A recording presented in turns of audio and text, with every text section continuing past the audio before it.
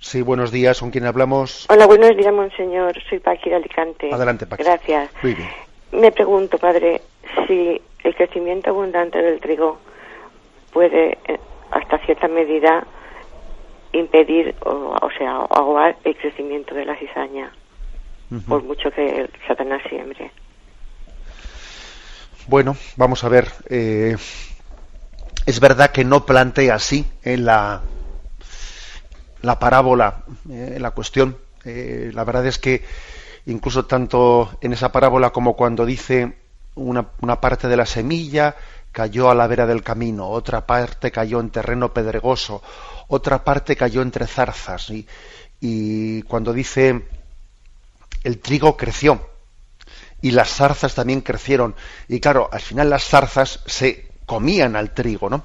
Es decir, yo diría que no, el crecimiento del trigo no puede ahogar por sí mismo al crecimiento de la cizaña. Es decir, no basta con que nosotros, haciendo obras buenas, obviamente es necesario hacerlas, ¿no? Podamos, haciendo obras buenas, vencer al mal, sino que hace falta también una acción directa de Dios para vencer al maligno. O sea, nosotros obrando el bien únicamente no seríamos capaces de arrancar de cuajo la cizaña. Por lo menos esa sería la explicación que yo me atrevería a hacer, ¿no?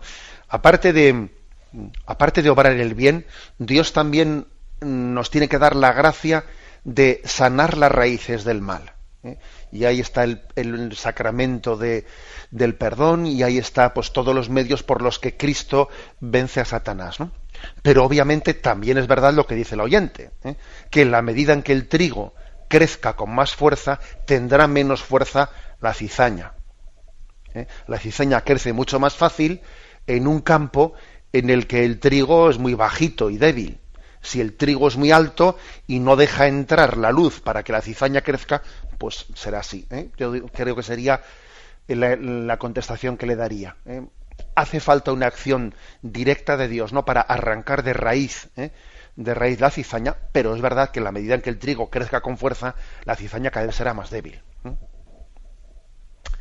Damos paso a un siguiente oyente. Buenos días. Buenos días. Sí, adelante. Les Me llamo Antonio, llamo desde Mallorca. Primero, voy a hacer muy rapidito porque hay muchos oyentes que quieran intervenir. Primero, el otro día lo estuve escuchando, lo escucho casi cada día porque estoy convaleciente de una operación de cáncer y por lo menos lo escucho a ustedes. Sobre los santos, ¿se puede adorar o no adorar a un santo? Segundo, Dios no nos puede abandonar jamás porque estamos, según he entendido yo, por mi enfermedad y por muchas cosas, en la propia gestación de su propia creación. Y tercero, la diferencia de la Iglesia Católica con las demás iglesias, que yo he estado en varias, está en los sacramentos. Si dejamos los sacramentos, perdemos la escalera de llegar a Dios. Gracias, buenos días. De acuerdo. Vamos a ver. Nosotros no utilizamos la expresión de adorar a los santos. Solamente a Dios se le adora. Solamente Dios debe de ser adorado. Las criaturas humanas no pueden ni deben de ser adoradas. Ni siquiera la Virgen María. Nosotros no adoramos a la Virgen María. Otra cosa es que utilicemos a veces la palabra adorar en un sentido simbólico. Ay, te adoro, cariño. Bueno, pues bien, pues uno le dice a su esposa te adoro, cariño, pero bueno, pues se lo dirá en un sentido, pues ya nos damos cuenta, metafórico. Pero nosotros la palabra adorar únicamente hemos de referírsela a Dios. A Dios. A los santos les veneramos a los santos, etcétera, pero es distinto. El culto de adoración solamente se refiere a Dios. Lo que ha referido con respecto a los sacramentos es cierto, es decir, uno de los indicios de distinguir la auténtica Iglesia de Jesucristo es aquella que conserva la plenitud de los 7 sacramentos. Las distintas fracturas que se han ido produciendo, ¿no?, en la historia, pues por ejemplo, pues con la Reforma Protestante, etcétera, han solido ir dejando sacramentos por el camino.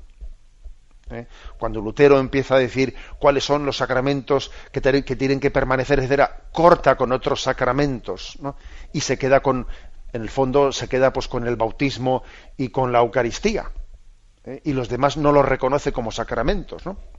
Por eso sí, la plenitud de los sacramentos, los 7 sacramentos, desde los que Cristo nos alimenta, pues están recibidos en la Iglesia católica. Si queréis, también en la Iglesia ortodoxa, que nosotros decimos que también que la Iglesia ortodoxa también mantiene la sucesión apostólica y por lo tanto la plenitud también de los sacramentos. Damos paso a un siguiente oyente. Buenos días. Sí, buenos días. A ver, me parece que hay uno. Buenos días. Días. Sí, adelante, le escuchamos. Pues mire, yo quería hablarle de un chico, bueno, un señor ya, que dice que uno que ha vivido toda su vida lejos de la Iglesia y todo, que eso de arrepentirse al final, que eso no puede ser, que eso no es justicia de Dios, que eso no. Y claro, yo no tengo influencia sobre él para poderle convencer de que Dios es misericordia y siempre está dispuesto a perdonar. Y entonces le agradecería si sabe de algún libro o algo en el cual él pudiera darse cuenta de que Dios es el que es, que no puede negarse a sí mismo, como ha dicho Monseñor, y que siempre está dispuesto a perdonar, haya hecho a la persona lo que haya hecho. Porque él dice, uno que ha sido toda la vida un sinvergüenza y un bandido, eso de decir al final se arrepiente y tal, todo eso no. De acuerdo, le respondo que sea brevemente. Mire, yo creo que la mejor lectura que se le puede recomendar es el propio Evangelio. El propio Evangelio creo que es la mayor muestra de ello. Supongo que esa persona tiene esa dificultad, que es la misma dificultad que tenían los fariseos, a los que Jesús les dirigió la parábola del hijo pródigo. Es la misma dificultad del hermano mayor de la parábola del hijo pródigo, que no terminaba de tragar que su hijo hubiese vuelto a casa y fuese recibido como hijo. Es que claro, es que es la historia del Evangelio, ¿no? O como esa indignación de los que ven cómo reciben la misma paga, los que habían sido contratados para hora y media a final de la tarde, reciben la misma paga que los que habían sido contratados desde la primera hora de la mañana. Es que el Evangelio entero está lleno, ¿no?, de esos signos.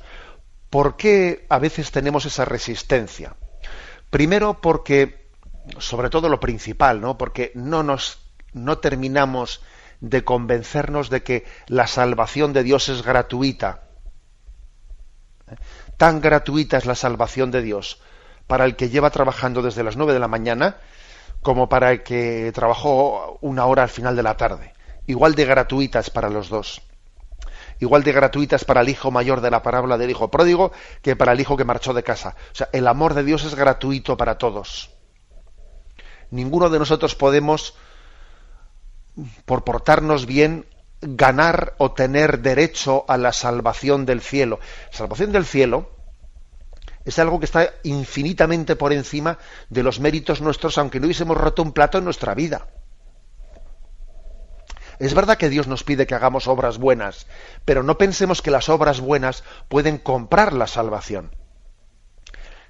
Hacer obras buenas es importante para abrirse al don de la salvación, pero el don de la salvación no puede ser comprado por el hombre.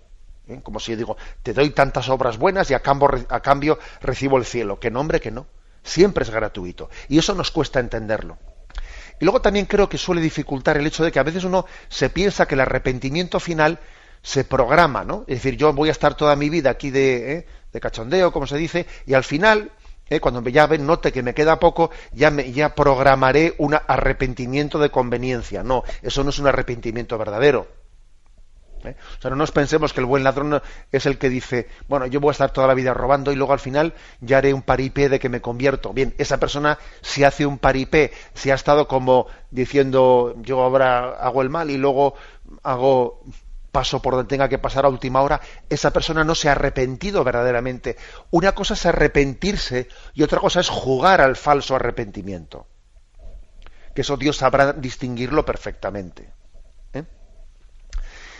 Y bueno, en resumen, yo hablaría del buen ladrón como la imagen de ese arrepentimiento, ¿no? De ese arrepentimiento último.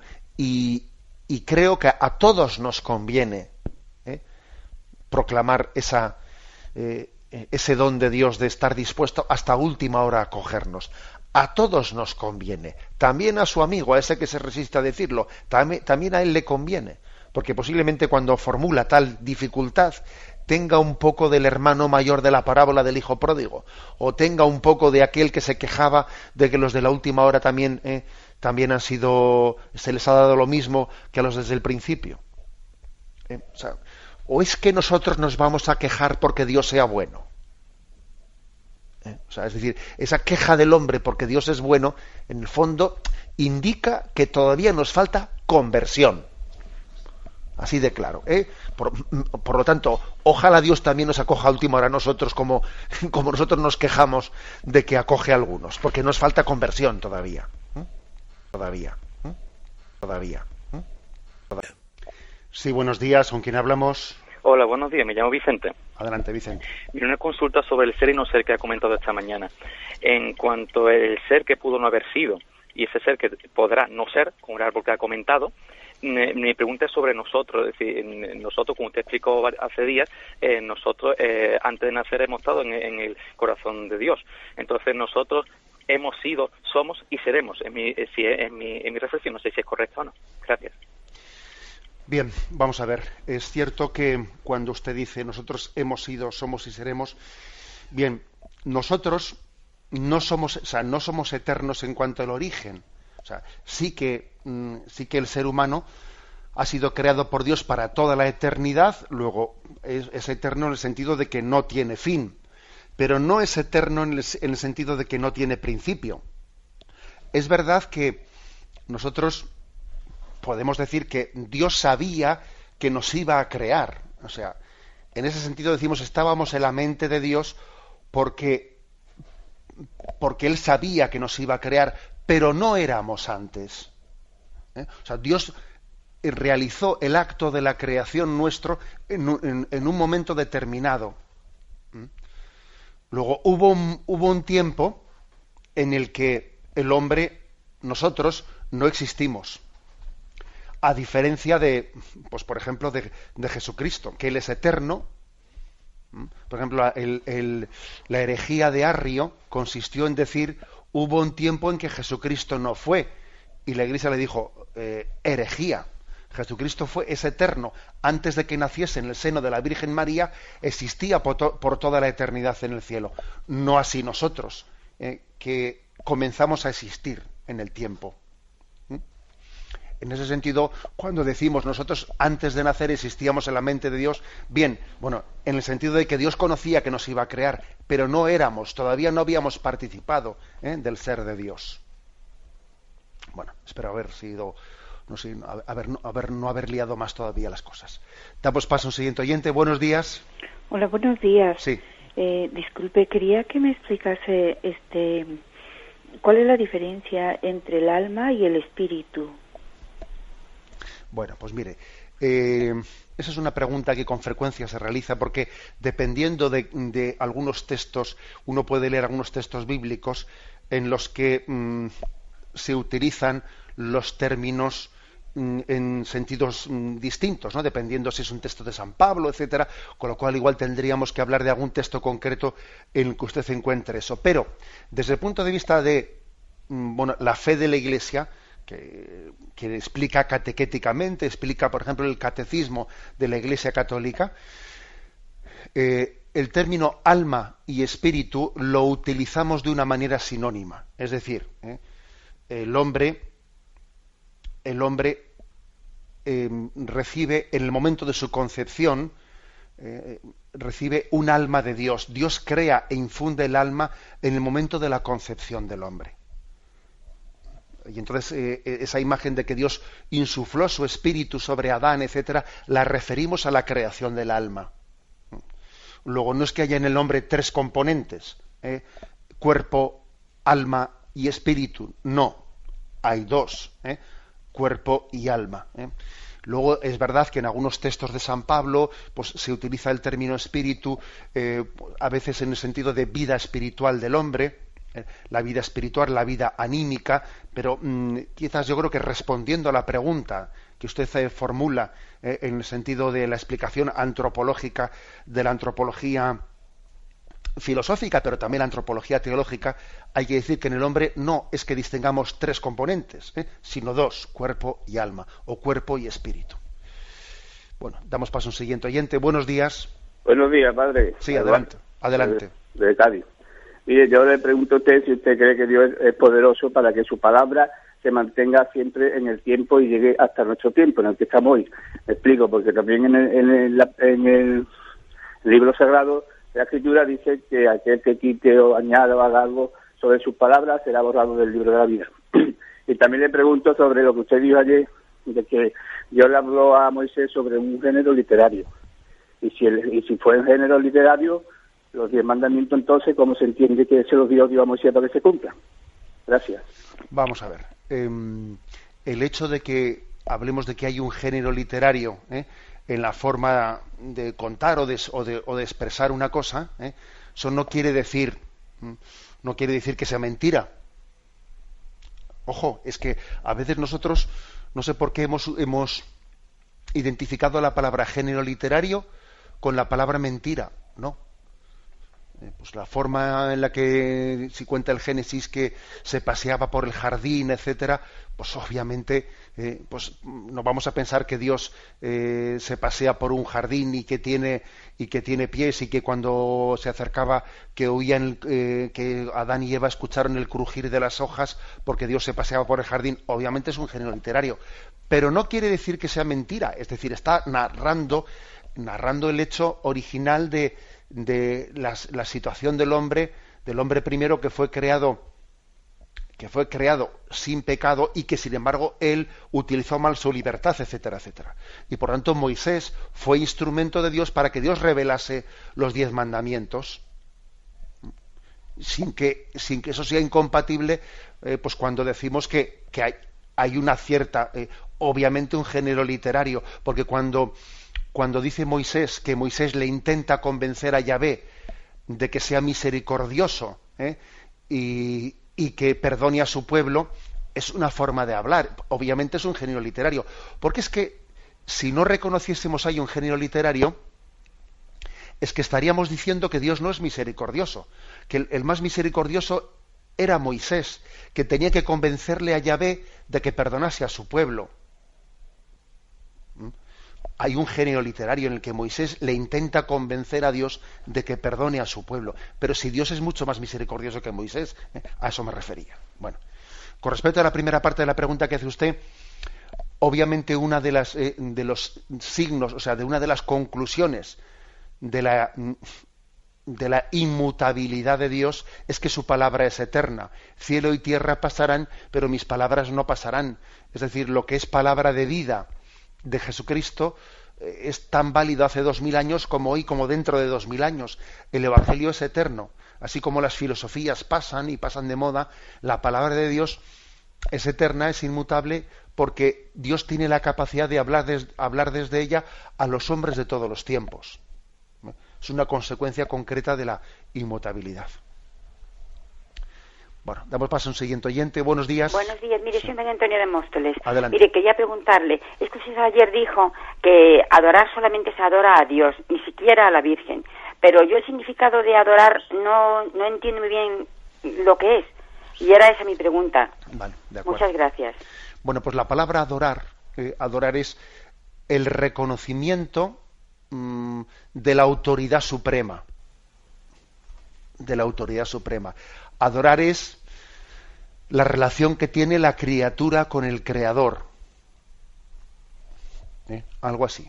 Entonces, bueno, pues hay un tipo de relación que tiene uno pues únicamente con su padre o con su madre, que no puede confundir a su padre o su madre con su hermano mayor.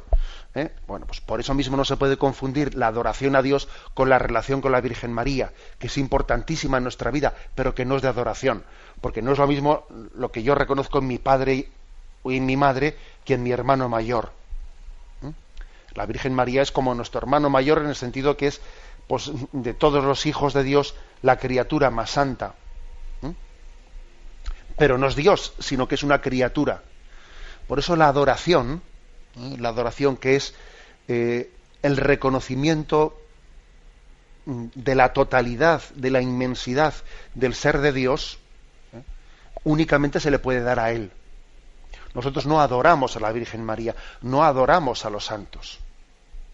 Por ejemplo, puede haber un santo que tuviese alguna limitación, alguna imperfección. Por supuesto que sí. O sea, los santos tuvieron sus imperfecciones. Ya sabemos que la Virgen María fue inmaculada, pero fue limitada. O sea, la Virgen María no es infinita. La Virgen María es una criatura maravillosa, pero limitada, como todo lo humano. Como todo lo humano. Dios es infinito, Dios es todopoderoso, Dios es omnipotente. A la Virgen María le entregamos nuestro corazón, pero se lo entregamos como un camino para llegar a Dios. A la Virgen María le gusta ver los ojos de sus hijos dirigidos a Jesucristo, como una mediación, haced lo que Él os diga. Aunque sea brevemente, damos paso a una última llamada. Buenos días.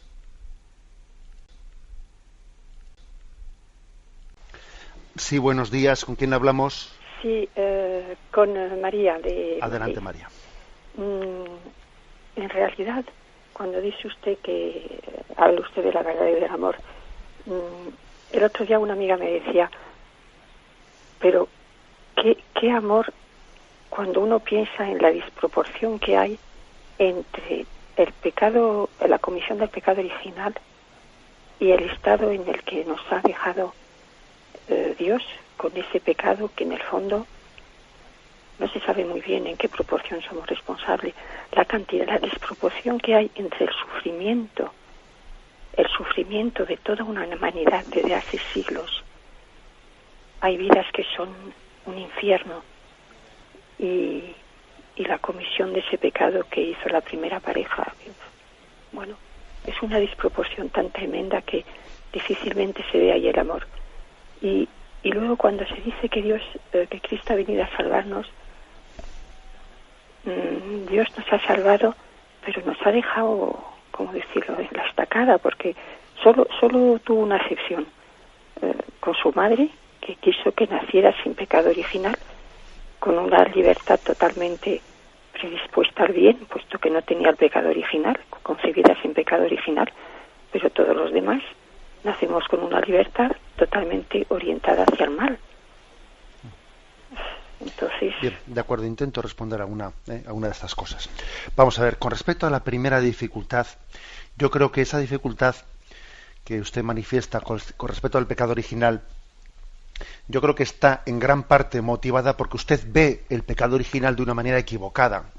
Lo ve como aquello que hicieron los primeros padres y que yo aquí estoy pagando los platos rotos, ¿no?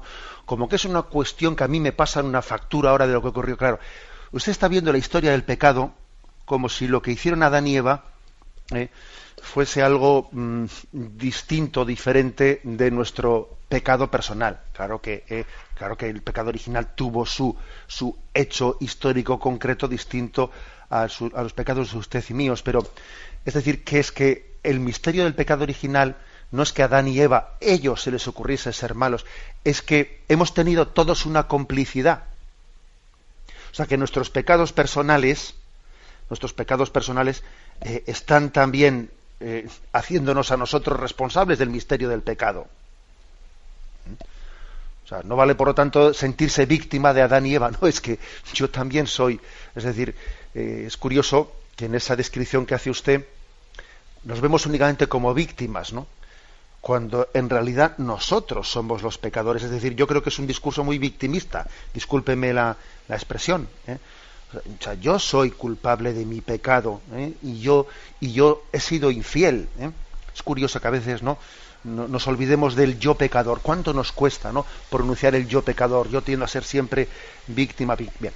Segundo, cuando decimos que nosotros hemos nacido, claro, es que yo me veo como una víctima porque es que he nacido totalmente orientado. No es verdad que nuestra libertad esté totalmente orientada al mal, no. La prueba es que estamos aquí, o sea, estamos luchando contra el pecado. Y si Cristo nos ha redimido, si Cristo no nos hubiese redimido, no nos hubiese salvado, pues ahora no estaríamos haciendo este programa de Radio María. O sea, es decir, si ahora mismo estamos luchando por conocer la plenitud de la verdad y queriendo convertirnos, ¿no?, pues es porque Cristo nos ha salvado. Luego, no es verdad que nuestra libertad esté totalmente orientada al pecado, porque ese es un discurso, como digo, victimista. O sea, nuestra libertad tiene una inclinación al pecado, pero claro que tiene otra inclinación potentísima al bien y a la verdad. No estamos totalmente condicionados por el pecado, ¿eh? Porque claro, si eso fuese así, pues únicamente nos quedaría casi decir, pobrecito de mí. O sea, Cristo ha entregado su vida, para que nuestra libertad pueda estar orientada al bien y a la verdad. Mi consejo, por lo tanto, que no permitamos hacer ese tipo de lecturas victimistas que en el fondo a mí me parece que son casi un poco pues un tipo de lecturas en las que yo me estoy justificando. Es como si yo soy un elemento en el que no tengo la capacidad de responder en mi libertad a la llamada de Dios a la santidad. Pobrecito de mí. Precisamente Cristo me ha dado la capacidad de responder a su llamada a la santidad. Damos paso a una siguiente llamada. Buenos días. Buenos días. Sí, adelante, le escuchamos. Bueno, yo propiamente no quería preguntarle nada, sino simplemente darle gracias por el coraje que ha tenido de hablar de lo que ha dicho hoy. Porque creo que uno de los grandes problemas que tenemos en la vida cotidiana y que está en el problema de la transmisión de la fe a las nuevas generaciones, que está en la falta de hombres en las iglesias, es que no se valora la verdad, no se busca la verdad, no se cree en la verdad y como consecuencia de eso, pues todo se edulcora, todo se suaviza, todo se pierde su fuerza. El apostolado de los laicos prácticamente desaparece y quería yo darle gracias a usted, pues, monseñor, por el coraje que ha tenido de decir lo que ha dicho. Le oigo prácticamente todos los días de 8 a 9 y frecuentemente de 2 a 3 de madrugada, pero y doy gracias todos los días por sus palabras, pero hoy creo que es un día muy especial porque no se lo puedo expresar, ya se lo he dicho, señor obispo. Bien. Muchas gracias por el coraje que ha tenido de decir en voz alta lo que ha dicho hoy. Que Dios se lo pague. Bien, todos somos instrumentos de esa verdad y creo que cuando hemos hablado del coraje, cuando el oyente habla del coraje, es cierto que quizás en nuestro tiempo, en nuestro momento, la proclamación de decir yo creo que existe una verdad plena. Porque decir yo no creo en la verdad absoluta es tanto como decir no creo en Dios. Y fijaros que hoy en día puede ser un poco chirriante que alguien diga yo creo en la verdad absoluta, creo en Dios. Puede ser más fácil decir hoy en día creo en Dios que creo en la verdad absoluta. Ya, pero es que si no creo que Dios es la verdad absoluta, entonces no creo en Dios. Yo no sé qué es eso en lo que creo, pero desde luego Dios no será. Bien, por lo tanto, sí que es importante que nos quitemos el complejo de decir creo en la verdad, porque enseguida te ponen un mote. Es que este es un talibán, es que este es un fundamentalista, es que este... Óigame usted, el amor a la verdad, la creencia en la verdad no es fundamentalismo. No, o sea, fundamentalismo es utilizar la verdad contra la caridad. Eso puede ser fundamentalismo, que es pervertir la verdad. Claro, cuando alguien intenta utilizarla contra la caridad, pero creer en la verdad plena no es fundamentalismo, sino que es estar en lo esencial, que Dios es la verdad plena. Bien, damos paso a un siguiente oyente. Buenos días. Buenos días, monseñor. Adelante. Veo que estamos muy encima de la hora, por eso voy a intentar ser muy breve. De acuerdo. Yo quería darle las gracias en principio por esta valentía, ¿no?, en asumir toda esta realidad. Lo que sucede es que, bueno, yo siempre tengo presente que a veces la teología puede llegar a secar el corazón, ¿no? Entonces, lo que sí querría es si de una forma muy rápida y sucinta podríamos resumir el mensaje que usted pretende transmitir hoy, que pretende a los neófitos, a los que no entendemos de esto, pero que sí estamos preocupados y necesitados de recibir una palabra. Muchas gracias. Bien, vamos a ver. Pues yo ese resumen lo haría de la siguiente forma, ¿eh? Dios es la verdad y Dios es el amor. Y lo que se desprende en nosotros, que somos imagen y semejanza de Dios, es que tenemos que entender que tenemos que creer en el amor pleno y en la verdad plena que son Dios. Y tenemos que entender que la verdad en nuestra vida, que no está movida por el amor, no es una verdad auténtica. Y tenemos que entender que todo lo que sea amor, o sea, todo el amor que no sea amor a la verdad, no es auténtico amor, ¿eh? Si yo estoy amando para que me sea práctico, si estoy amando para aprovecharme, si yo no amo la verdad por sí misma, no estoy amando. Y si la verdad que yo sostengo no la estoy sosteniendo moviéndola por amor, es que no es verdadera verdad. Yo creo que ese sería el resumen de lo que hoy hemos querido transmitir.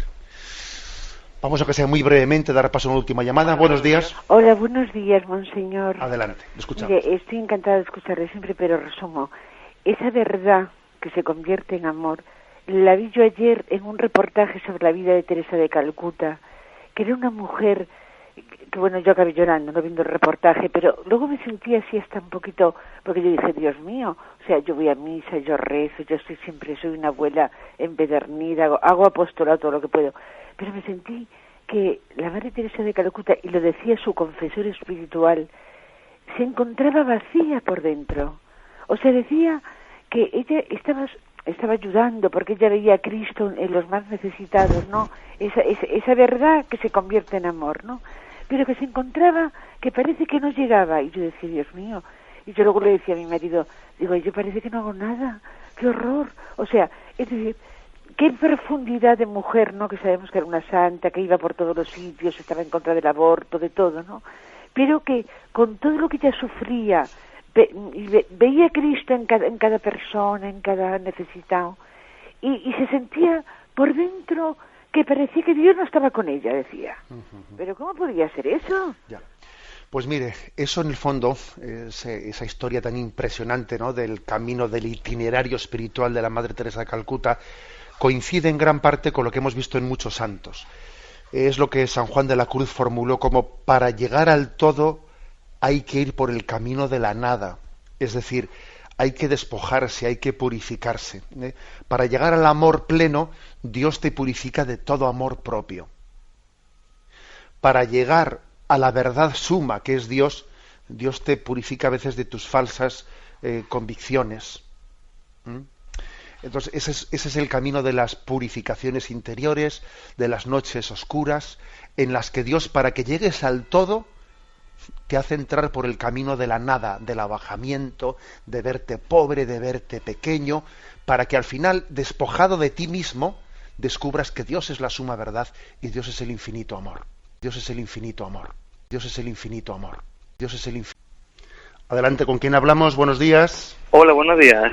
Me llamo Vicente. Adelante, una consulta que le iba a hacer sobre el tema del pecado que ha comentado hoy. Sí.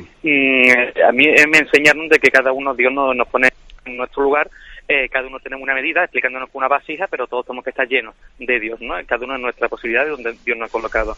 Pero con confesión y al pecado que ha comentado usted hoy, se me queda un poco, al fin, no me hago la idea de que si Dios todo lo sabe, todo lo ve, y es eterno, obviamente, y será, ¿dónde queda la libertad un poco de no saber Dios lo que va a ocurrir en cuanto nosotros no vamos a enfrentar al pecado? No sé si me he explicado. Bueno, la verdad es que me cuesta un poco entender por dónde iba su pregunta, pero vamos a ver, aunque sea un poco en base a los datos que me ha dado interpretando. Es verdad que cada uno seremos juzgados por el grado de conocimiento que hemos tenido de la verdad. Entonces, en ese sentido, pues el ejemplo que usted ha puesto de las vasijas, uno puede haber recibido pues un pequeño vaso, otro ha podido recibir pues una jarra, otro un balde y otro un barril. Entonces, de alguna manera, en base al grado de conocimiento que hemos tenido de la verdad, seremos juzgados por si hemos llenado ese vaso, si hemos llenado la jarra, pues el balde, el barril o la piscina. O sea, en ese sentido creo que Dios nos juzgará a cada uno según el grado de conocimiento que hemos tenido de la verdad. Y obviamente pecaremos en la medida en que no hemos sido fieles a ese conocimiento de la verdad que Dios nos ha permitido participar de él. Pero yo, visto esto así, precisamente yo no le veo el problema a interpretar, por lo tanto, qué es el pecado. O sea, el pecado es es la no apertura al grado de conocimiento que hemos tenido de Dios.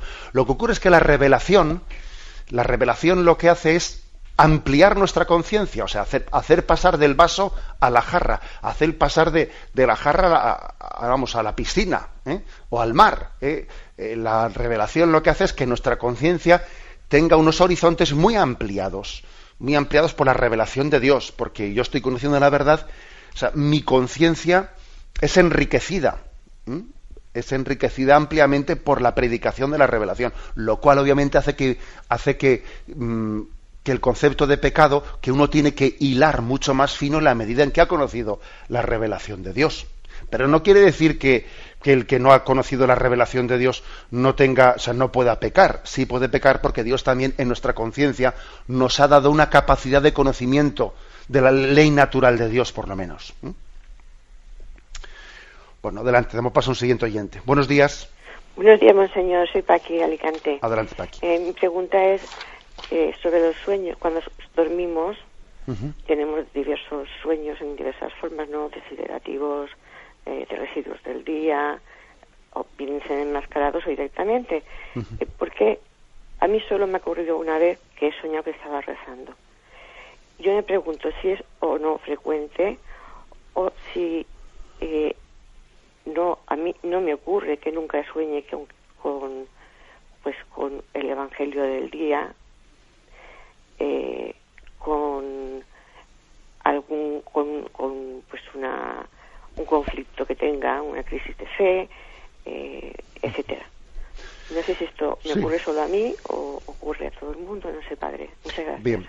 Mire, vamos a ver, no hay que darle importancia a eso, no hay que darle importancia, porque puede ocurrir, dice, pues el ideal de mi vida es estar siempre en presencia de Dios, ¿no? Y imagínese, pues, una persona que ha dedicado toda su vida a la contemplación. El otro día hemos tenido la noticia de que una religiosa contemplativa cisterciense, que creo, no sé si tiene 103 o 104 años, lleva 84 años en la vida contemplativa, en la clausura, y entró, creo que en Guadalajara, entró en la vida contemplativa el mismo día en el que nació el Papa. O sea, lleva 84 años. Entonces dice, una mujer así que ha estado siempre en ese ambiente, ¿qué soñará? ¿Soñará siempre en cuestiones religiosas y tal? Pues estoy seguro que no. O sea, pues igual ella nos diría, oye, pues no, pues a mis sueños suelen ser totalmente desordenados. Es decir, no hay que darle un valor moral a los sueños.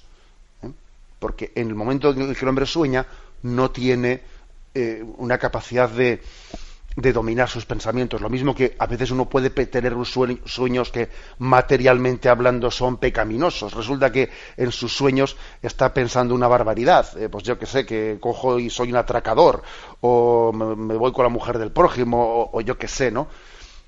Uno puede tener sueños que no tengan valor moral. No tengan valor moral. Bueno, podría ocurrir que una persona tenga un sueño que es muy incisivo y delate, por ejemplo, que tiene celos, o delate que tiene rencor. Podría ser. Pero desde luego no es bueno jugar a estar interpretando los sueños, porque es que eso más bien es, pues yo diría, hacer ciencia ficción. Ahora, dice la oyente, y el hecho de que yo no suela pensar mucho en los sueños, o sea, los sueños no me evoquen que yo hablo con Dios, o no me evoquen la sensibilidad religiosa es porque yo no soy lo religiosa que debiera de ser. No, quites eso de la mente porque no es así. Digamos que en los sueños hay una especie de momento de descanso en el que las ondas, pues ese tipo de ondas nerviosas se mezclan todas y la conciencia, pues ese momento de inconsciencia se convierte en un cajón desastre en el que todo se revuelve, todo tal, y no hay que darle un valor moral. Bueno, adelante, damos paso a un siguiente oyente. Buenos días. Hola, buenos días. Sí. Le llamo de Valencia. Adelante. Me llamo Ana María y quería preguntarle, para los de a pie en conocimiento de la religión, ¿cómo podemos decir para que crean, para cuando queremos que conozcan al Señor, que cuál es el verdadero profeta, quién es el profeta? Porque hay a veces ciertos profetas, ¿no?, que nos llegan a los oídos de los que no creen, ¿verdad? Y bueno, no sé, creo que me entiende usted lo que le quiero decir, ¿no? Sí. ¿Cómo decir quién es el verdadero profeta, vale? Vale. Vamos a ver, pues nos remitimos a Jesucristo. Es verdad, por ejemplo, el mundo judío es impresionante cuando uno va a Tierra Santa, observar cómo el mundo judío que no ha reconocido en Jesucristo al profeta que esperaban, siguen esperando a ese profeta y bueno, pues cuando uno va a aquel lugar, yo por lo menos cuando visito el Muro de las Lamentaciones, siempre suelo hacer esa oración: Señor, que este pueblo judío reconozca que tú, Jesucristo, fuiste el Mesías que ellos te estaban esperando, ¿no? Bueno, yo diría dos cosas. O sea, ¿cómo se muestra que Jesucristo es el Mesías, es el profeta que el mundo esperaba para su salvación? Pues hay que remitirse a la propia bondad y belleza y verdad del Evangelio, ¿eh? O sea, el Evangelio en sí mismo es tan atrayente que uno puede llegar a sacar la conclusión: difícilmente los hombres podían haber escrito esto, ¿eh? Por la propia belleza del Evangelio, por la propia coherencia de su mensaje, porque es un mensaje que supera la capacidad del hombre de formular una ideología. Luego también creo que la propia historia, y las propias obras que Jesucristo realizó son testimonio de su veracidad, los propios milagros que Jesucristo realiza en los evangelios. En la propia historia de la Iglesia hay suficientes elementos también para testificar la veracidad de ese mensaje que predicamos. Los frutos de santidad y tantos signos de credibilidad que también existen, no solo de Jesucristo en el Evangelio, sino signos de credibilidad de la Iglesia. Creo que, y el propio testimonio personal, ¿no?, en el que uno dice: a mí reconocer a Jesucristo como la verdad y el profeta esperado me ha llevado, ¿no?, a una felicidad plena, a una plenitud. Creo que también el propio testimonio nuestro hoy en día no sé qué es que suele ser más fácilmente acogido, si los argumentos de credibilidad racionales o los testimonios personales. Yo creo que hay que conjugar las dos cosas, ¿no? Por una parte hay razones para creer, ¿eh? Por ejemplo, pues como los evangelios están también recogiendo signos en los que Cristo ha hablado, historicidad de los evangelios, historicidad de los milagros de Jesucristo. Bien, eso es importante, pero también es muy importante la credibilidad que tiene el mensaje por la propia experiencia, que dice uno: bueno, a mí me ha ayudado a vivir en plenitud, me ha ayudado para vivir la felicidad en la medida en que en esta vida puede ser vivida. Sí, buenos días, ¿con quién hablamos? Mire, la pregunta era la siguiente. Usted nos acaba de decir, estamos hartos de ya escuchando que Dios es amor. Pero luego nuestro Señor Jesucristo, sobre todo ahora en las parábolas de historias del Evangelio, cuando le pregunta a la gente, ¿no?, dice: ¿habéis entendido lo que he dicho? Le contestan: sí. Yo digo: pues yo no he entendido nada, Señor. Quiero decir que como si fuera un poco, no oscurantista, sino misteriosa, ¿no?, que cuesta mucho entenderla. Vamos a ver, la verdad es que lo que dice el oyente creo que es verdaderamente aleccionador, ¿eh? Jesucristo habla con palabras sencillas. O sea, si os fijáis en el Evangelio, Jesús echa mano de imágenes sencillas, las imágenes propias del campo, las parábolas referidas no a un erudito. Jesús no es un filósofo que guste de utilizar imágenes complicadas. Pero a pesar de eso, lo que ha dicho el oyente es cierto. Pues a mí me cuesta a veces entender el Evangelio. A mí me cuesta, es decir, por eso la predicación de la Iglesia tiene que ser insistente. No basta con decir una vez las cosas. Hay que buscar también el momento de gracia en el que uno tenga bien abiertos los oídos. El mismo oyente, cuando ha comenzado la pregunta, ha dicho que usted ha dicho hoy que Dios es amor y estamos ya cansados de oírlo, ¿no? Porque se nos dice Dios es amor, Dios es amor, Dios es amor. Bueno, ¿cuántas veces nosotros les hemos dicho a nuestras madres, mamá, no me repitas lo mismo 10 veces porque me estás continuamente repitiendo lo mismo? Es decir, ¿por qué hace falta repetir tanto las cosas pues porque no es cuestión de un convencimiento racional, sino que la cuestión es que haya una aceptación existencial, que es muy distinto. Es muy distinto. Es decir, no vale con decir ya me lo sé, ya te he oído decir eso, sino hace falta que esas palabras caigan en nuestro corazón, encuentren tierra fértil, no caigan en terreno pedregoso, no caigan entre zarzas, y nos encuentren acogedores, ¿no?, a esa palabra. Por lo tanto, ¿cuál es la respuesta que le doy al oyente? Pues que las palabras de Dios son sencillas, pero tienen que buscar en nosotros un corazón conmovido, humilde para acogerlas. Entonces, por eso insistimos tanto, por eso pues volvemos a de nuevo la Cuaresma el año que viene y repetimos lo del año anterior, etcétera, porque la palabra de Cristo llama una y otra vez a nuestro corazón y espera el momento en que le abramos, entre y pueda participar él de su mesa y nosotros de la suya. Damos paso a un siguiente oyente. Buenos días. Hola, buenos días. Mire, yo quería hacer una pregunta, que es que si no saber amar a Dios y a nuestros hermanos se forma parte de nuestro pecado, de nuestra falta de gracia, o tiene otro origen, o no entiendo a veces por qué nos parece que queremos a los demás y a Dios y no somos capaces de conseguirlo. Bueno, muchas gracias. Ciertamente el primer mandamiento, amarás a Dios con todo tu corazón, con toda tu alma, con todo tu ser. Y también no olvidemos, ¿no?, el segundo mandamiento que dice Jesús, en el que se resume la ley, y amarás a tu prójimo como a ti mismo. En ellos se resume toda la ley. Entonces, la pregunta del oyente, ¿es pecado no amar a Dios y no amar al prójimo? Pues sí, sí que lo es. Entonces, claro, pues uno puede decir, bueno, pero es que el amor es algo que no se puede mandar, ¿no? ¿Se puede mandar amar? El amor no es un sentimiento que tiene que surgir espontáneamente. Entonces eso puede estar sometido a la ley de Dios.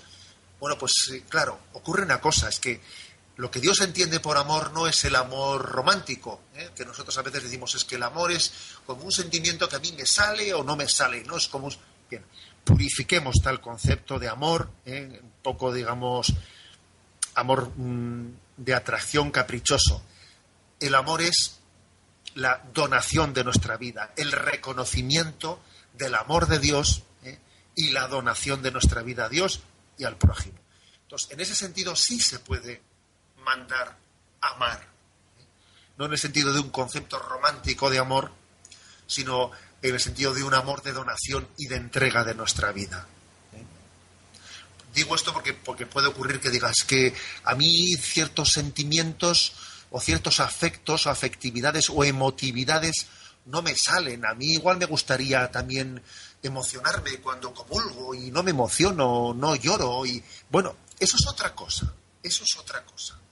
La emotividad, etcétera, no es signo de más amor. Puede ser que haya una persona que se emocione mucho, pero no tiene un amor de entrega y de donación. Luego, no entendamos el amor como emotividad, sino, como decía San Ignacio, el amor se expresa más en las palabras, mejor dicho, en los hechos, en las obras, que en las palabras. Damos paso a un siguiente oyente. Buenos días. Buenos días, monseñor. Adelante. Jesús de Valladolid. Quería formular la siguiente pregunta. Hace unos días hablaba usted de cuál era la relación que existía entre la herencia de nuestros padres, Adán y Eva, en relación al pecado original. Bueno, ese día yo estuve atento a su explicación y la verdad es que no sé si estuve muy receptivo, pero no comprendí cuál es la causa por la cual nuestros padres pecaron y toda esa consecuencia que se origina a partir de se nos traslada a todos nosotros. Muchas gracias. Vamos a ver, hay datos que a nosotros nos superan, pero nosotros partimos de los datos de la revelación, ¿eh? Y la revelación nos habla de que nuestros primeros padres, o sea, que el pecado de la humanidad tiene su origen en nuestros primeros padres, ¿eh? O sea, que no existieron generaciones humanas sin pecado y luego posteriormente el pecado nació, no, en generaciones posteriores, no, sino que nuestros primeros padres ya fueron infieles a ese pecado, infieles a esa alianza de Dios con nosotros. Y también habla la revelación que existe en nosotros una unidad en el género humano, una unidad misteriosa, ciertamente, en virtud de la cual el pecado de nuestros primeros padres ha sido de alguna manera transmitido a nosotros. No en cuanto a la culpa, porque la culpa del pecado la tuvieron Adán y Eva, no la tenemos nosotros, pero sí en cuanto al efecto del pecado. Es como si, por ejemplo, pues estamos en invierno y uno de nosotros se levanta y abre la ventana. Bien, la ventana ciertamente la ha abierto él, pero el frío lo padecemos todos los que estamos dentro de la habitación. ¿Bien? Es decir, es una afirmación de la que la consecuencia del pecado original, el pecado originante, lo cometieron únicamente Adán y Eva, pero el pecado originado lo padecemos nosotros, todos aquellos que somos miembros del género humano. Alguno podría decir, bueno, pero no sé si es justo, porque nosotros pagamos el pato, ¿no? Pagamos un plato roto, ya, pero en virtud de esa unidad del género humano, precisamente porque si por un hombre y por una mujer vino el pecado al mundo, también por otro hombre, por Jesucristo, ha venido la santidad al mundo. Esa unión del género humano también es de la que Cristo se ha valido para que, asumiendo la naturaleza humana, Él la haya santificado. Por eso dice San Pablo, si por un hombre vino el pecado, por otro hombre vino la gracia, por Jesucristo, que asumiendo nuestra naturaleza humana nos ha redimido. A esto añado también el hecho de que yo, cuando se me ha preguntado por el pecado original, siempre he dicho, no hablemos del pecado original como un concepto químicamente puro, porque nosotros, además del pecado original que hemos recibido, hemos cometido nuestros pecados personales. O sea que no digamos, es que el problema está en que yo recibí esa herencia de una naturaleza caída de Adán y Eva, ya, eso más tus pecados personales, ¿no? Lo cual tampoco hagamos una imagen abstracta del pecado original, porque nosotros está unido a esa herencia de Adán y Eva nuestros propios pecados personales, ¿eh? Luego creo que en vez de teorizar, lo que tenemos que hacer es abrirnos, ¿no?, pues a la redención de Jesucristo. De Jesucristo.